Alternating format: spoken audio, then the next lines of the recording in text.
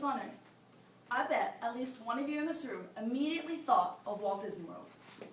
Today I'm going to tell you about the place that was coined the nickname, the happiest place on earth. Like most kids, when I was little, I'm sure most of you, I visited Walt Disney World. At a young age, I thought I knew there was everything to know about the magical world. But after doing a lot of research, I realized there was a lot I didn't know. For example, did you know that Mickey Mouse has 290 outfits that he wears on a regular basis, and Minnie Mouse has 200 just to herself? Also, did you know that Walt Disney didn't like the way that trash is picked up in the streets? So Walt Disney World has its own unique way of picking up trash. An AVAC collection system where trash is jetted underground so that no one sees it taken away. Walt Elias Disney dreamed of creating a different kind of theme park. Walt was not particularly impressed by the theme parks that were offered in the 20s and 30s. He thought they were dingy and dirty and not a family setting for especially younger children. The park that Walt wanted to build would be at the location of the Disney Studio in Anaheim, California. After deciding to build it here, he realized the land was too small, but he didn't have enough money. Before Walt could worry about that, another wrench was thrown into his plan: World War II. During World War II, the military basically had the Walt Disney Company advertising for them by advertising sales pitch for bombs and producing military training films. The company also created emblems such for the military. In turn, Disney lost a lot of their animators. After the war and many years of recovering, the Disney Studio was back, and the company created a TV show called Disneyland, as we know today, the Disney Channel. This channel would help advertise Disneyland and how it was coming to be and all the construction and work, so that he could gain money that way through advertising. Disneyland opened on July 7th of 1955. It was built in exactly 1 year, but this would only be Walt's first attempt at his dream. The LA area that Walt chose for Disneyland was a growing metropolis, and there were businesses growing everywhere. Walt couldn't expand. Now, Walt didn't want to move Disneyland because it was growing and people were coming there and it was prospering. So Disney Imagineers came up with 4 attractions to host at the New York Annual Fair, one of which was It's a Small World.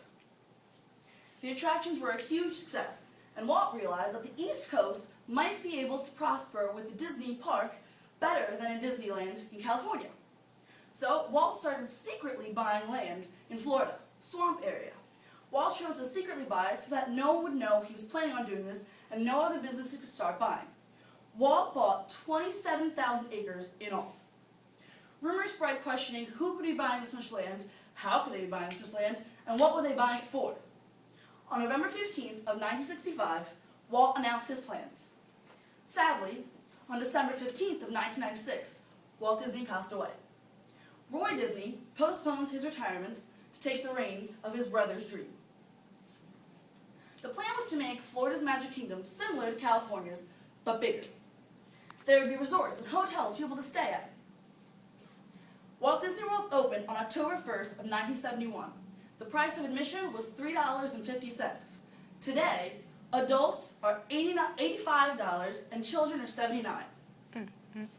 Just Magic Kingdom project cost $400 million and it started with 9,000 employees. After 2 years, 20 million visitors and 13,000 employees. Because Disney World was built swamp area, they couldn't build down, so they built up. The very first floor of Walt Disney World is technically the second floor, but most visitors don't realize that. There is a whole underground Disney underneath, so that all the inner workings nobody sees. Companies were buying land around Walt Disney World for millions. Attractions started opening near Walt Disney World like SeaWorld in 1973. War retired soon after Walt Disney World opened, and Carl Walker took over until 1984. Carl's time owning the company didn't work out very well. Kind of hit a recession, and nothing grew. So, that same year, he stepped down, and Michael Eisner was appointed to be chairman seat by the Walt Disney Company. He made more themed resorts like All-Star Resorts, and the Swan and Dolphin resorts featured in the heart of Epcot. Disneyland, too, although unthemed, gained a resort thanks to Eisner. Walt Disney's final dream before his death was Epcot, the experimental prototype community of tomorrow. Although Walt envisioned Epcot as a small community where people actually live in, it became the second theme park. The park was completed in 1981 with a futuristic theme. In 1989, the third theme park, MGM Studios, now recently renamed Hollywood Studios, opened its doors. The theme park has a golden Hollywood theme, particularly of the 1930s. Animal Kingdom was the last park as of now, which opened 10 years later in 1998.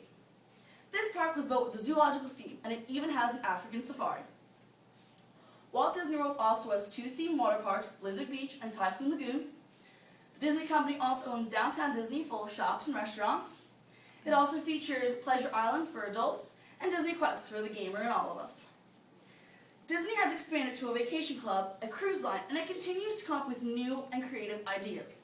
Today, yearly, they gain $35 billion in revenue, and a day, $95,890,410. In 2011, more than 57,000 on-site employees were recorded. In conclusion, Walt Disney World needed to create Disneyland to perfect his dream before he could make his dream a reality. Although he didn't get to see every detail made, the Disney Company made sure that it turned out the way Walt would have wanted. In the words of Walt Disney, all our dreams can come true if we have the courage to pursue them. Thank you.